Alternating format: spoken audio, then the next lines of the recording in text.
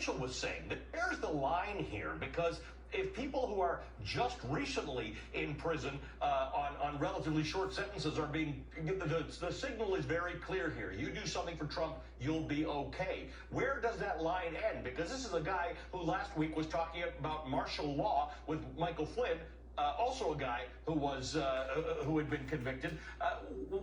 That line, it becomes very blurry. If everything Donald Trump asks you to do, he also dangles the idea that you can be pardoned and see, I've done it already. Ali, it seems like there is no line Donald Trump won't cross. And I will say to this old prosecutor, it feels like what he just did was like an indiscriminate drive-by on the rule of law. I mean, he pardons people who are lying to the FBI as part of the Russia probe.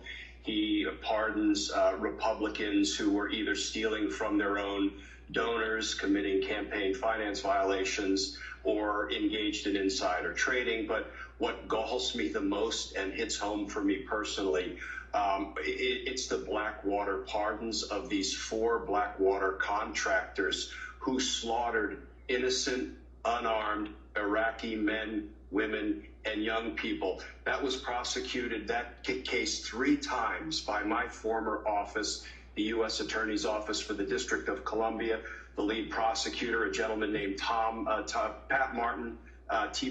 Martin, is somebody I tried murder cases with. He poured his heart and soul into fighting for justice for those Iraqi victims. And Ali, my office would bring the victims over from Iraq and their surviving family members of the 17 who were murdered over and over and over again for those 3 trials. And I can tell you that those Iraqi citizens were equal parts heartened that the American criminal justice system cared about their victimization, and shocked at all of the time, energy, and effort we poured into holding those BlackWater killers accountable for what they did. I consider that one of our proudest achievements at the D.C. U.S. Attorney's Office, holding those men accountable for the way they ravaged, murdered, victimized those Iraqi citizens. And now Donald Trump has killed that justice we achieved in a very real sense. This is perhaps the single greatest affront